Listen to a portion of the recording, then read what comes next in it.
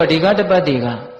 သူ့ဆရာကြီးတွေသွားပြောတယ်ဆရာကြီးထင်တဲ့အတိုင်းပဲရဟန်းဂေါရမတပည့်ဖြစ်သွားပါတဲ့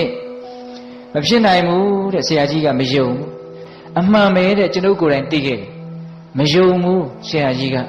အဲ့ဒါနဲ့ဆရာကြီးကိုယ်တိုင်အချမ်းရံနေအများကြီးချမ်းရံပြီးတော့ဥပါလိတကျော်ရဲ့အိမ်ကိုရောက်လာတယ်ရောက်လာတော့တကားဆောင်ကဒီလိုပဲတားတယ်စိတ်တူလိုက်တာလေအဲ့ဒါနဲ့ကိုင်းတင့်ရဲ့အထီးကိုသွားပြီးတော့ပြောကြည့်နိဂန္ဓနာတဗုဒ္ဓဆရာကြီးလာတယ်လို့အဲ့ဒါနဲ့သွားပြီးတော့ပြောတော့ဥပါလိတကျွဲကအေးအဲ့ဒါလို့ဆိုရင်ငါရဲ့ဥဒ္ဒတိုင်းအထက်ထက်ရှိတဲ့အ내ကအလဲဥဒ္ဒတိုင်းရဲ့အတွင်းမှာနေရာတွေခင်းထားလိုက်ပြီးပြီဆိုတော့သူက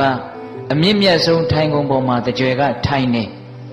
ထိုင်ပြီးတော့နိဂန္ဓနာတဗုဒ္ဓဆရာကြီးနဲ့တပည့်တွေရောက်လာတော့ဂိုင်းထိုင်နေတဲ့နေရာမှာထိုင်ကြပါစိတ်တူလိုက်တာလေအခါတိုင်းဆိုလို့ရှိရင်တကျွဲကနိဂန္ဓနာတဗုဒ္ဓဆရာကြီးကိုတွဲပြီးတော့အမျက်တနူး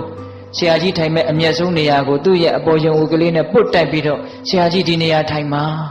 ဒီလိုဒီနေ့တော့ဘလို့ဖြစ်နေလဲခြိုက်တဲ့နေရာမှာထိုင်တဲ့သူကအကောင်းဆုံးနေရာမှာထိုင်နေတာအဲ့ဒီတော့ဘာပြောလို့ဆိုတကြွယ်တဲ့သင်ယူနေလားတဲ့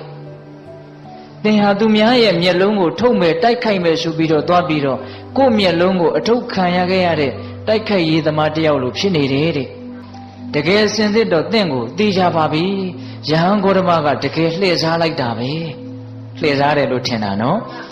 အဲ့ဒီတော့ဥပါလိတကျွဲကဉာဏ်ရှိတဲ့ပုဂ္ဂိုလ်သောတာပန်ပုဂ္ဂိုလ်လည်းဖြစ်သွားတာဆိုတော့ဘာဆက်ပြောတုံဆိုတော့ဟုတ်တယ်တဲ့လှည့်စားလိုက်တယ်ဒါပေမဲ့အဲ့ဒီလှည့်စားချက်ကြီးကသိကောင်းတာပဲတဲ့တကယ်လို့ကျွန်ုပ်ရဲ့ဆွေမျိုးတွေကျွန်ုပ်ချစ်တဲ့လူတွေကိုဒီလှည့်စားမှုမျိုးများလှည့်စားခံရမယ်ဆိုရင်သိကောင်းပါပဲတဲ့အကြာကြီးအကျိုးရှိမှာပဲတဲ့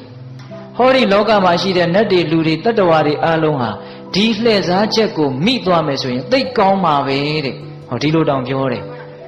ပြောပြီးတော့ဗာဆက်ပြောတုံးဆိုတော့အရှင်တဲ့အရှင်တို့ရဲ့အယူအဆတွေဟာဘာနဲ့တူတယ်လဲဆိုတော့တစ်သားကိုမြောက်ရုပ်ကလေးထုထားတယ်အဲ့ဒါကိုကလေးလေးဆော့ဖို့အတွက်အိမ်တအိမ်ကဝဲလာပြီးတော့ဈေးရောင်မကြိုက်လို့အဝတ်ကိုဆေးဆိုးပေးတဲ့ဆက်တာလေးပြီးသွားပြီးတော့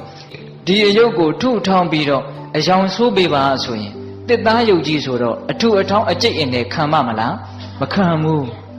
အဲ့ဒီတော့သင်တို့ရဲ့အယူအဆတွေဟာပညာရှိတို့ရဲ့ထုထောင်းခြင်းစီစစ်ခြင်းကျိတ်နယ်ခြင်းကိုမခံနိုင်ဘူးတဲ့မြတ်စွာဘုရားရဲ့အယူအဆကတော့အဝတ်ကိုကြိုက်တယ်လို့လျှော်ဖွတ်ပြီးတော့ကြိုက်တဲ့အယောင်ဆိုးလို့ရတယ်လို့မျိုးပညာရှိတို့ရဲ့စစ်ဆေးခြင်းကြိတ်နေခြင်းကိုခံနိုင်ပါတယ်တဲ့သင်သိပြီးတော့စကားတွေများတာပဲတဲ့ဟောဒီတလောကလုံးကသင်ကိုငါးတပည့်လို့သိထားတယ်အခုသင်ကိုဘယ်သူတပည့်လို့သိရမှာလဲစိတ်မရှိတော့ဘူးနော်အဲ့ဒီတော့တကြွယ်ကဘာမှမပြောဘူးအပေါ်ယုံအဝေကြီးကိုလက်ကတော့ထိုးပြီးတော့မြတ်စွာဘုရားရှိတဲ့နေရာလှည့်လက်အုပ်ချီပြီးတော့အလုံးစုံသောအလိုဆန္ဒတွေကင်းတော်မူပြီးသောအလုံးစုံသောကိလေသာတရားတွေကိုအောင်မြင်တော်မူပြီးသောပဂတိငြိမ်းချမ်းတော်မူသောမြတ်စွာဘုရားဟာကျွန်ုပ်ရဲ့ဆရာပါဆက်ပြီးတော့ဘုရားရဲ့ဂုဏ်တော်တွေကိုရွတ်သွားလိုက်တာဂါထာတွေကိုအများကြီးပဲဗျဦးရှင်တို့မေဇိမနိကေမှာတွေ့ရတယ်အဲ့ဒီတော့နိဂန္ဓနာတဗုဒ္ဓဆရာကြီးကနေစမ်းပါအောင်ဒီဂုဏ်တော်တွေကိုသင်ကဘယ်တော့မှမြန်သင်ထားတာလေတဲ့ဟိုတနေ့ကမှဘုရားတပည့်ဖြစ်တာအခုဒီဂုဏ်တွေရနေတယ်ဆိုတော့ဒီတော့ဥပါလိတကျွဲကအရှင်တဲ့ပန်းပုံကြီးနားမှာရက်နေတဲ့လူတယောက်ဟာပန်းကုန်းတွေကုန်းမယ်ဆိုရင်ဘာမှမခဲရင်ဘူးတဲ့ကြိုက်တဲ့ပန်းကိုကောက်ပြီးတော့တီလိုက်ရုံပဲတဲ့ဂုဏ်တွေကသိပ်များတာဆိုတော့မြတ်စွာဘုရားဒီကတပတ်တွေကသူ့ဆရာကြီးတွေသွားပြောတယ်ဆရာကြီးထင်တဲ့အတိုင်းပဲရဟန်းဂေါရမတပည့်ဖြစ်သွားပါတဲ့မဖြစ်နိုင်ဘူးတဲ့ဆရာကြီးကမယုံဘူးအမှန်ပဲတဲ့ကျွန်ုပ်ကိုယ်တိုင်သိခဲ့တယ်မယုံဘူးဆရာကြီးကအဲ့ဒါနဲ့ဆရာကြီးကိုယ်တိုင်အချမ်းရံနေအများကြီးချမ်းရံပြီးတော့ဥပါလိတကျော်ရဲ့အိမ်ကိုရောက်လာတယ်ရောက်လာတော့တကားဆောင်ကဒီလိုပဲတားတယ်